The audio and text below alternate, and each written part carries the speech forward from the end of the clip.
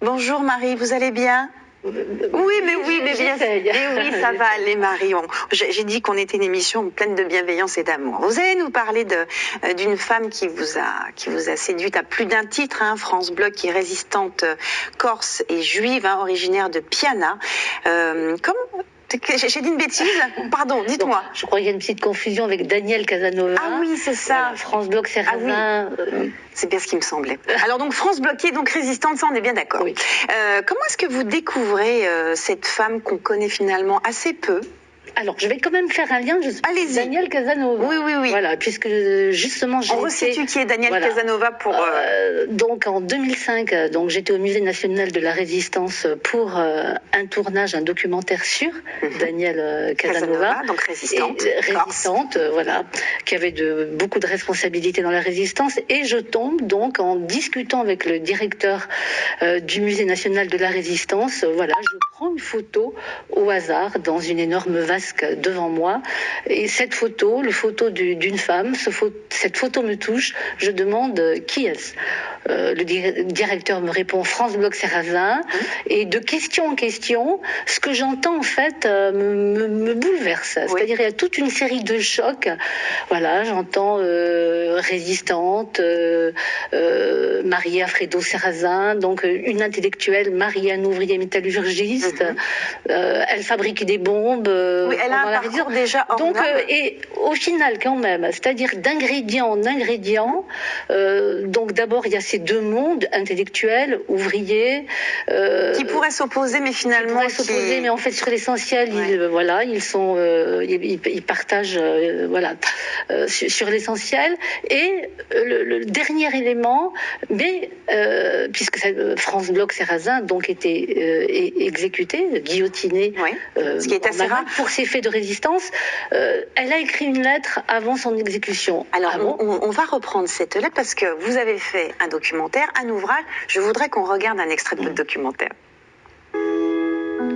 Bientôt, France, les lois anti-juives te mettent dans l'obligation d'arrêter tes activités de chimiste et d'enseignante.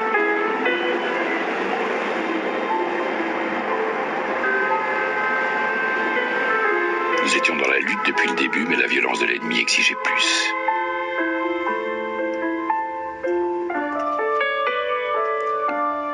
En janvier 41, je suis toujours neutralisé à Sisteron. Roland a 1 an. Tu rejoins l'organisation spéciale, les futurs francs-tireurs et partisans. Par je ne sais quel stratagème, tu réussis sous une fausse identité à te faire engager au laboratoire d'identité judiciaire de la préfecture de police quai des Orfèvres.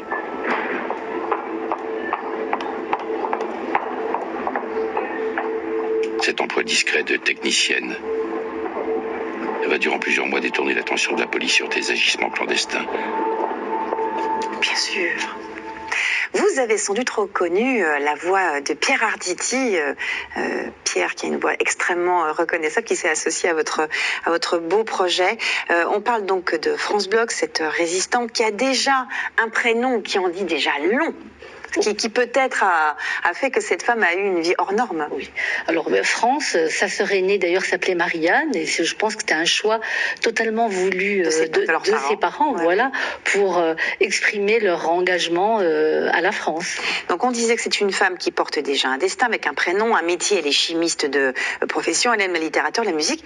Et puis il y a quand même dans votre livre cette histoire d'amour. Hein. Le livre s'intitule Mon Fredo, donc il faut qu'on parle de son amour. Oui, mais justement, je pense que le milieu, son milieu d'origine, puisque France est une fille d'intellectuel, son père est un intellectuel majeur de l'entre-deux-guerres.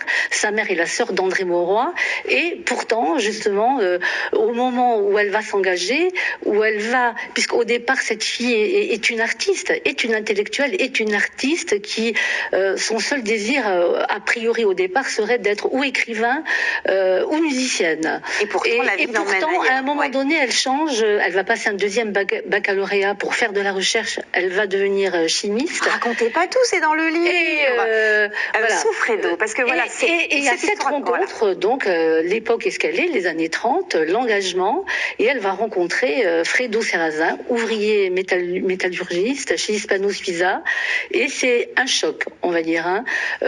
Tous deux résistants, tous deux engagés. Je pense que c'est un amour. Ils ont des personnalités.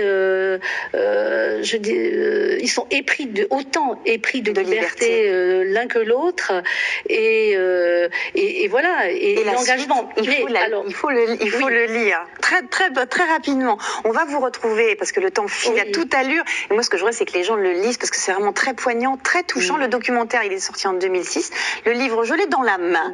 On vous retrouve à la librairie du Prado à Marseille le 12 octobre pour une signature. Oui, absolument. Donc, il y en aura d'autres qui vont suivre. Et on vous tiendra au courant. Merci beaucoup, Marie. Merci. Très, très beau. Restez encore un petit peu avec moi.